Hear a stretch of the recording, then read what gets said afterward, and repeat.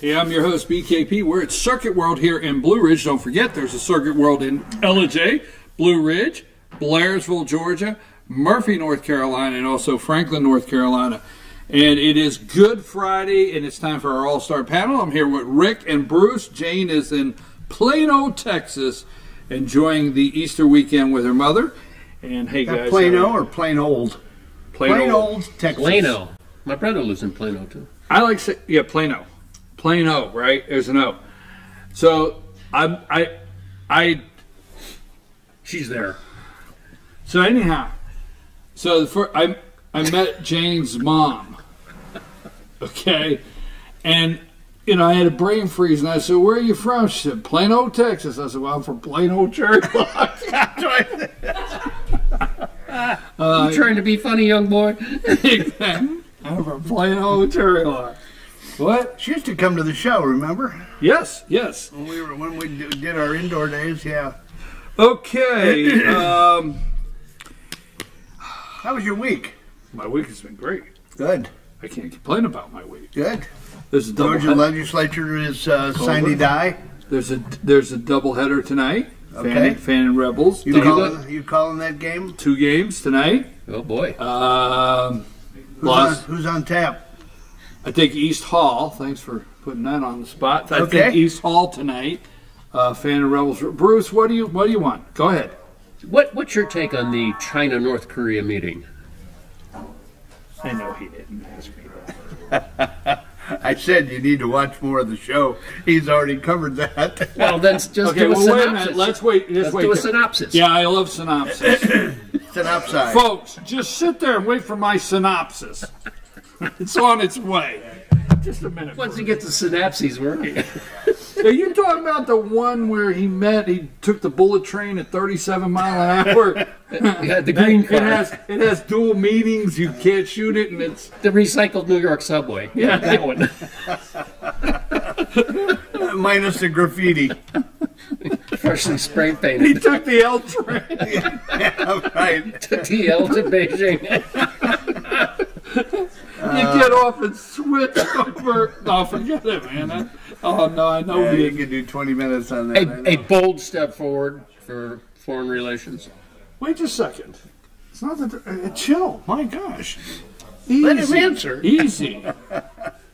No, I don't want to answer that right now. I refuse to answer that question. I want to ask you. How about Mattis? You gotta love Mad Dog, right? He's walking in with Bolton, right? And he looks at him and he says, "Hey, you're the devil incarnate. I've always wanted to meet you." Did you enjoy that? Yeah. It's okay. I heard the replay of that this morning. That was pretty funny. Okay. Switch on the Secretary of Veterans Affairs. Shulkin is out. David is out. Dr. Rear Admiral Ronnie Jackson is in. What say you? I think it's a winner chicken dinner for Ronnie and for the American people. You think the veterans? Well, there's a guy that has served his country and knows what the veterans need, I believe. Got 2 things going for him: military background and an MD behind his name. I agree. I think he's a better choice than Shulkin.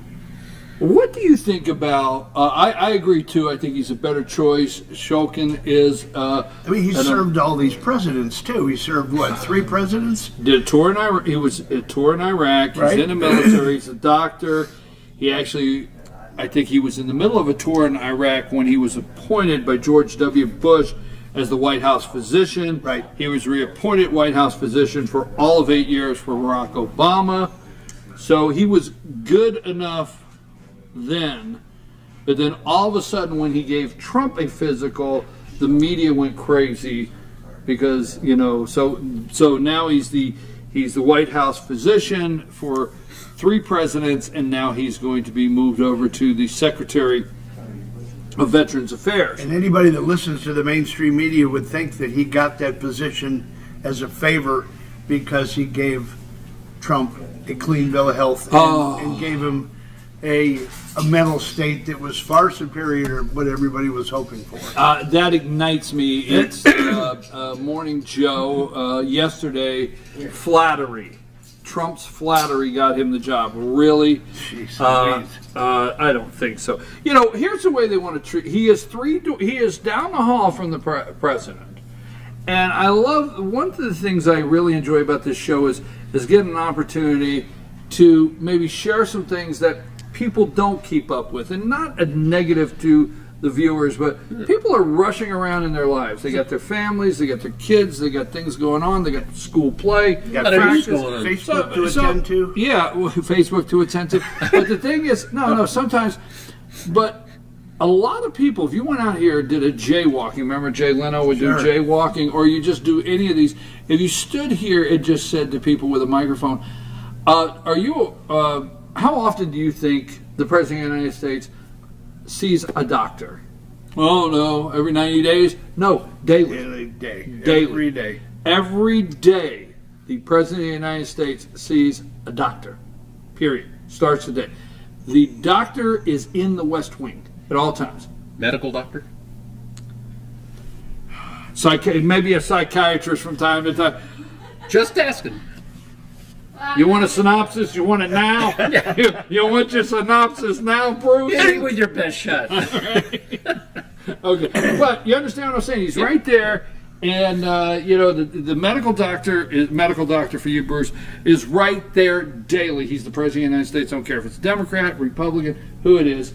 A lot of people don't know that. So here's how the media wants to play it off, like the flattery, is Donald Trump's coming down. Now picture this coming down from the living quarters, which is, the best they could do, so he's staying there, him and Melania and the kid, Yeah. So he's at the living quarters, comes down the elevator, he gets off, he starts walking down the West Wing, and there's doorways. He looks in and he says, Ronnie, what are you doing this morning? You ever thought about running this agency? That's the way they act. It's like that's how it's happening. You know what I'm saying? Yeah. Because I tell you what, you're an okay guy. You're one of us. You're a good fella. You know, Ronnie, you want to run the VA? He's a good boy. Sure, I've been thinking about that. What's that New York, New Jersey thing? What is this? My wife and I were just talking last night. Yeah. The VA, the VA's open. Yeah, there's a shot. You're saying there's a chance. By the way, how you feeling today? By the way, how you feeling? How you doing? If he takes the job. Wait a minute. Wait a minute. I'm gonna get out of the way, but. If you watch, that's the impression you get of how things are handled, right? Mm-hmm. But it's not. All right, go ahead. How do you, or if he takes a job, how's my hat? Nice. I know, Bruce is talking. That was really rude. Go ahead, Bruce. Does that mean he can't give the president an exam next year? Well, And then we may have another one that may not see things the same way. His cognitive function may be off by then. Downhill. Deep state doctor. All right, let's move. Deep state doc. DSD. No, but I mean, that is, to me, that is so humorous of how they want to paint the VA.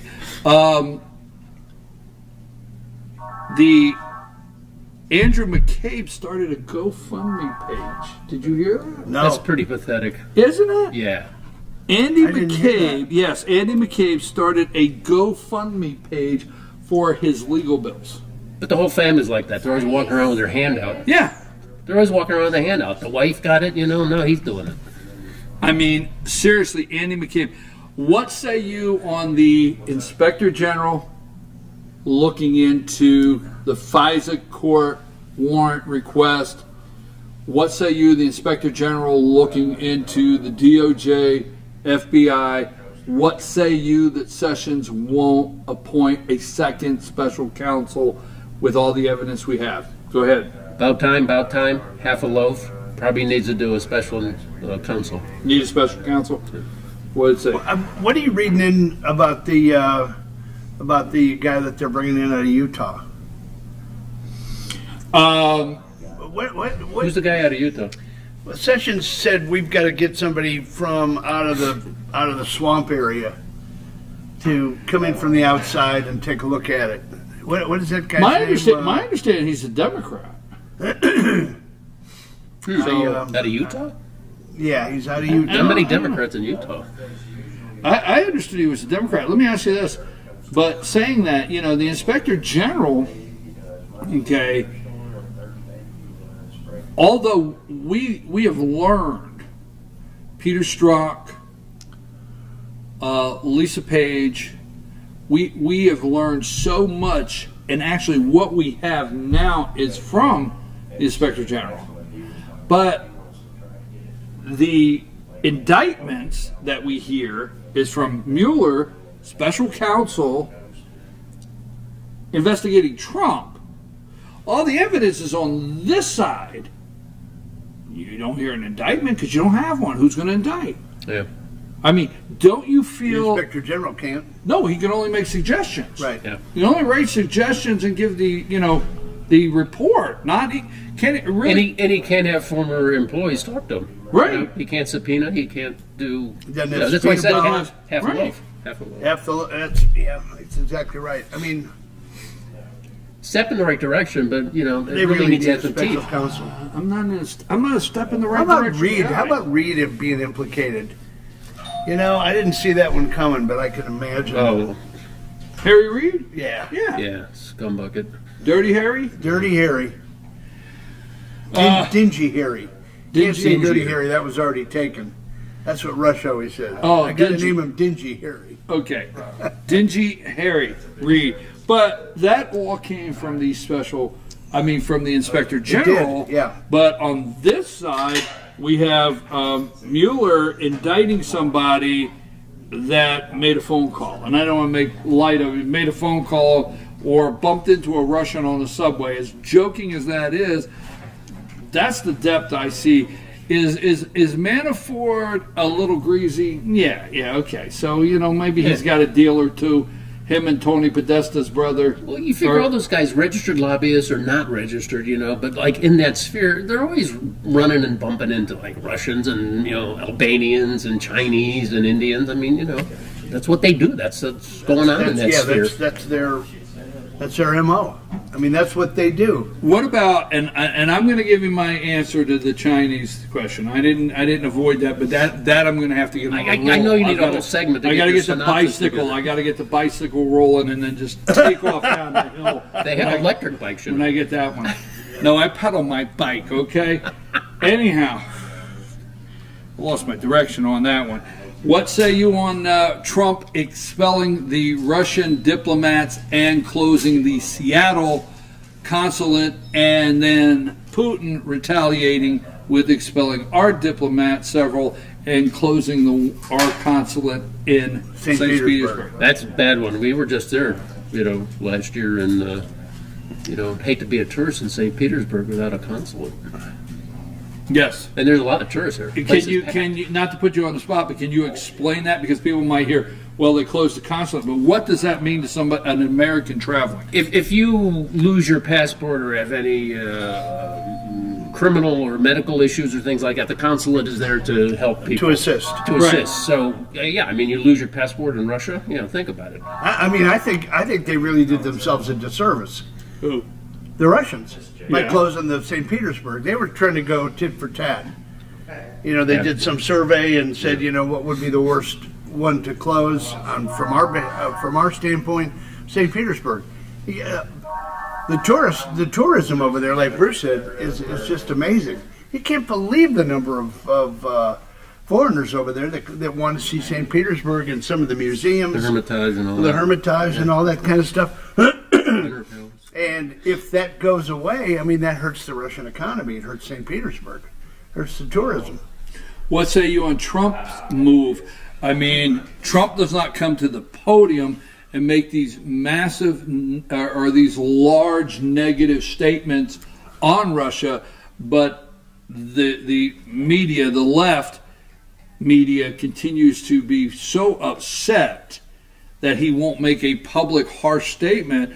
But you know, Trump says a lot of things. He just says it. You know, if he feels it, he's boom, it's out there. Or tweets it. Or tweets it, okay? But what about the old thing of actions speak louder than words? I mean, right now, the actions with his administration and the way he's dealing with Russia is actually much stronger than Obama. He's being applauded worldwide putting together the group of glad you nations said that that. he did. Mm-hmm. And this is the first time that it's ever happened. I think that the unified front against Russia must be just killing Putin, because he wants to look like, that's his MO. He wants to look like Mr. Important, The tough guy. Well, see, Yeah. I thought like this is they came out and I don't like to repeat it but I watch Joe and Minka in the morning, and then there's a time like I go on there and Minka's not there and she's gone for 3 days, and then when she comes back, I'm thinking, do you exactly look like you did 3 days ago? That's right. We're all looking for a little. Minka, lip lines, every time little- she's gone about little 3 puffy days, lip here and looks there. just a little different. Anyhow, I forgot I'm supposed to be nice today. All right, but no. This being said, when it was first discovered and brought up concerning the poisoning of these Russian spies in Great Britain, over there in England, when it was first brought up, the media went crazy that Trump didn't react, he didn't come to the podium, he didn't say something. But his administration methodically put this together. And I also think he was waiting to move Tillerson out of the way. Now, whether they're confirmed or not, when we talk about that, and move Tillerson out of the way and move McMaster out of the way, and have Pompeo and Bolton before he made this big announcement about Russia. Well, That's my I think thought. back to Rick's point. I mean, do you think was coordinating with our friends and allies overseas? Absolutely. So But that's why to they the call us. point that Don't run out and do this stuff. to the point that it did not get reported, because to the point where Theresa May, the Prime Minister, called him and thanked him, and also said something in the vein of, your actions proved. Reiterated. She wanted to Reiterated. that the U.S. is our strongest ally. Yeah, and Fox Business too. They had the UK ambassador to the US on. Yes. And they asked him. He said, how is Trump, being viewed over there? I mean, they think he's a clown. He goes, absolutely not. The people have a very good impression of Trump. The British people. Well, it's That's from the it's ambassador. only the deep state here, and that's this country on the media, CNN and MSNBC and ABC and the failing New York Times and the Washington Post and so on and so forth. And BenzoClean. What's with you? BenzoClean. I just threw it out there. Is that his name? Benzo? Or, Amazon? What's his name? Oh, Bezos. Jeff Bezos. Oh, I call it BenzoClean. That's Sorry. clean. Anyhow. I'm talking about the guy who was running for, senator in Texas. Beto O'Rourke. Stay focused, Bruce. Bezos. Beto. All right, let's go in. We're going to take a break, but before we do, let's talk about the war. Remember when he started as president? And I know this is like just recapping, and all of the media how he has destroyed foreign relations everywhere, and our foreign policy would collapse because he didn't sign the Paris Agreement, and our foreign policy would collapse because he supported. He did not. Is it Article 5 of the United Nations? What is the article where one is attacked, all is attacked, and he didn't publicly say it, but you know what I'm talking about. Yeah. So Called that a TPP. He hurt Blew up NAFTA. TPP. He blew up NAFTA. He hurt our relations worldwide. The Paris Climate Agreement. Just on and on and After on. 8 years of Obama carefully rebuilding our image overseas, Right. he just trashed it. Doesn't seem to be playing out that way, does it? No, it does not. No, it does Peace not. through strength. Amazing concept. Okay, but what are, in some of the things we discussed, do you find any negatives? Because I'll tell you what, here's what gets me, is we pay attention, and be careful, just calm down, not that you don't pay attention to some things, but some of you pay more attention to TMZ than you do anything else, okay? That's offensive. Was that offensive? That's offensive. Was it wrong? I do not. Was that wrong? Was that well? Amanda, that's why Amanda does a great job I got to get you some yellow flags because I like that for him to see in the camera. I like for you to throw the flag. Like no, here's 10 yards, okay? Do a red Penalty. card. Do a yellow card. Yeah. Do like European football. So somebody said to me, sent me a message and said, what do you think about Trump? Here's what they said, exactly said, I support Trump. And this was the message. I support Trump. And obviously on election day was our only choice. This made me a little nervous. Was our only choice, and I support Trump. But do you really think sometimes with the things he says, like wanting to fight Joe Biden and, wanting to fight Joe Biden and a couple other things, I think sometimes he should reel that in. The media clips those little things. I mean, should Trump had responded and said, I would drop him hard, one punch, and Biden's down? I don't know if he should have. But the media never talks about Joe Biden on a hot mic telling a crowd like, oh, when I was in school, we used to take a guy like Donald Trump out behind the barn and beat the hell out. There's more than that on a hot mic that he said. Right? Yeah, how about a hot camera? Let me massage you. Ooh. Yeah. Okay. But they don't discuss that. But what gets me is now this individual. I know this individual. This is a great person, conservative. I know they're a conservative person. What gets me is I know how busy they are, and they're just getting these little clips. But it is true, I think, to a degree. Trump could not tweet something or dial back, maybe 10% of the time. But for the rest, we talked about this 2.5 years ago during the election.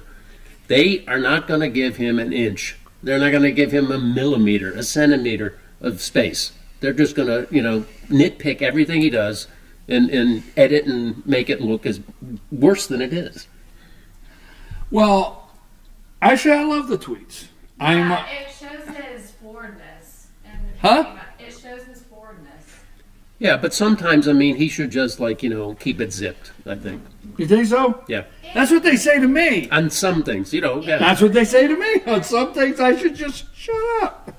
Do you think any person that is halfway threatened like that is not thinking something? I think it shows just him being in reality. Well, I just think he's thin-skinned on some things, and he just, kind of reacts to statements or things people intimate about him or say about him. And also, it's a form of him showing that what Joe Biden said about him. Yeah. You know what I'm saying? Yeah, I know what you're saying. People need to know that these politicians behave this way. Yeah.